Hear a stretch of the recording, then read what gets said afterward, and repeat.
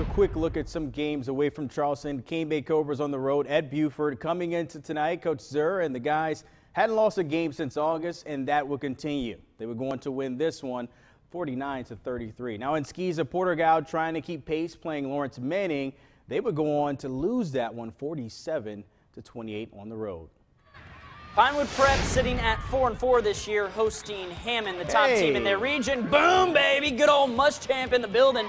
His son Jackson plays for Hammond. First quarter, Hammond jet sweep to Andre Wilson, who gets to the edge and gets into that zone for a touchdown. Hammond up a score. Pinewood Prep driving down 7-0. Here comes quarterback Ethan Hirsch looking to keep the drive alive. Intercepted.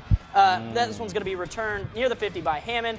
Pinewood would hold them to just a field goal on this drive. You see a little slip to the doodah there, just the field goal, and they would go down 10-0. But even with a couple turnovers, Hammond's offense, too much for Pinewood. They went 48-14. You said Hammond. I was thinking ham and cheese so much it was just hitting up here. Oh, man. I don't know why. I'm hungry. No offense to the Hammond people. All right. When you start to really break the numbers down, the Skeeza 2As, really hard not to find First Baptist atop of the offense. Check it out. The Canes are averaging a little over 53 points a game. Woo! Still shocking to me. Now, a lot of that has to do with the 1-2 punch with Michael Dukes and Tremez Brown. Hurricanes hoping to keep that trend going on the road at St. Andrews. First quarter, Tremez Brown going long to Tylon Major. When First Baptist is airing it out, well, they go ahead and get the points there. That's an easy 7 for them.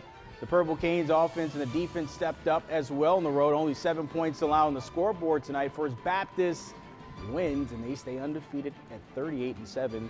They win that one. They're rolling, man. They're rolling. Oceanside Collegiate Academy at Johnson Haygood tonight, playing Holy Innocent from Atlanta. Oceanside and all black down 14. Nothing. Holy Innocents, little halfback toss. Jackpot 500. They come up with it, and that sets up a third score of the game. Oceanside down 21-zip. Don't count out Sam Hartman in that Oceanside offense, though. Here he finds Bo Singer way downfield. That puts him inside the 10. It's going to set up a Sam Hartman run, and that would cut the lead to 14. But the Land Sharks not able to eat that whole lead. They fall tonight 21-12. That's your final from Johnson Haygood. All right, North Charleston will win at home coming last week against Burke. They try to do it again here at home for Senior Day. Third quarter. Offense good. Terry and Singletary connects with his wideout. Marquise Parson is there on the other end. 6 for them. After that, something has to give for the Cougars. They're trying to stay alive in the red zone. Big Chauncey Watson. It's a big, slow quarterback there from 10 yards out. They try to stay on top, but somehow Woodland comes back to win this one 28-18. That's a big boy. I'm sorry. Rumbling, tumbling, stumbling. Burke 0-3 in the region, 1-6 on the season, taking on ACMAG tonight. First quarter actually tied. Steven Schlossler sloshing his way through defenders. Steven who? Schlossler, the man refuses to go down. Academic Magnet goes up 7-0. Next possession, Burke, they start to get things rolling, and the drive would be stalled here on third down.